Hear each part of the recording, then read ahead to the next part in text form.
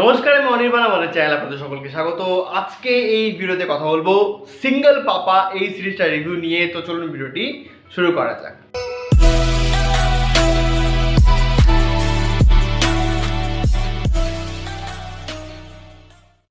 তো সিঙ্গেল পাপা নেটফ্লিক্স ইন্ডিয়ার একটা নতুন সিরিজ, যেটা ডিসেম্বরে রিলিজ হয়েছিল। আমি যদি সেই সময় দেখেছি, কিন্তু কোনো কারণে আমি একটু রিভিউ করতে লেট করে ফেললাম, তো তার জন্য ক্ষমা প্রার্থী। তো এই সিরিজটা দেখুন, এমনিতে নেটফ্লিক্সের এই ইন্ডিয়া রিজিয়নে না খুব একটা যে ভালো ভালো সিরিজ তারা করে তা কিন্তু না। হ্যাঁ, ওই লোকে হাইপ নিয়ে কেন যে দেখে আমি বুঝতে পারি না। হ্যাঁ, যাই হোক, তো সেসব নিয়ে আলোচনা করছি না, প্রত্যেকের পারসেপশন আলাদা। তো এই সিঙ্গেল পাপা কাজটা আমি দেখলাম, এবং আমি যদি এক লাইনে এই সিরিজটা রিভিউ করি তো বলবো যে এই সিরিজটা কিন্তু সত্যি আপনার মন ছুঁয়ে যাবে, এবং নেটফ্লিক্সের কিন্তু একটা মন ভালো করা কাজ। এবার এই সিরিজটা নিয়ে যদি কিছু ডিটেলস দিই, প্রথমত এই সিরিজের এপিসোড সংখ্যা হচ্ছে 6, এবং প্রতিটা এপিসোডের ডিউরেশন হচ্ছে 30 থেকে 40 মিনিটের মধ্যে।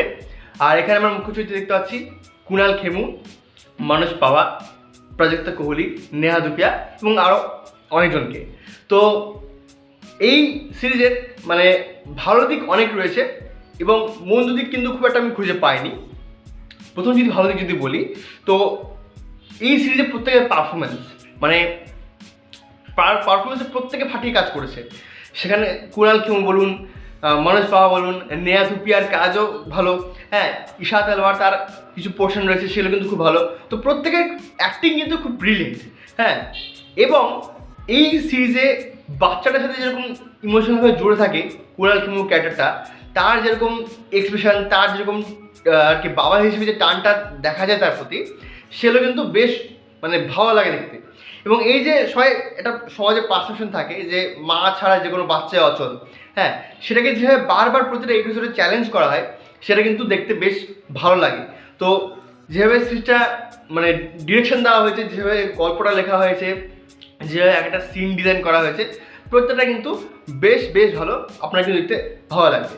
দ্বিতীয় যে পজিটিভ দিক, এখানে দু একটা গান রয়েছে যেগুলো শুনতে খুব ভালো লাগে, বিশেষত বাচ্চাটাকে নিয়ে যে গানটা আর কি আছে, হ্যাঁ, ওটা কিন্তু বেশ ভালো লাগবে। তো গানগুলো কিন্তু বেশ ভালো, এবং গোটা সিরিজটাকে যেভাবে প্রেজেন্ট করা হয়েছে, 6টা এপিসোডের মধ্যে যেরকম কনসাইজলি তৈরি করা হয়েছে, আপনার কিন্তু কখনোই কোথাও মনে হবে না যে বেশি স্ট্রেস করে দিচ্ছে বা বেশি ড্রামা হয়ে যাচ্ছে। কমেডি কিন্তু খুব মজাদার রয়েছে। একটা পোর্শন আছে যখন কুণাল খেমু আর কি বলছে এই নেহা ধুপিয়ার ক্যারেক্টারকে যে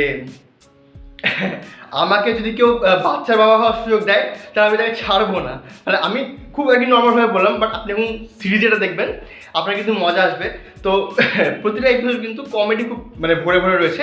শেষ আর কি একটা দুটো এপিসোডে একটু আর কি ইমোশনাল ড্রামাটিক্যাল মুভমেন্ট আছে, বাট সেটা কিন্তু ভালো লাগে।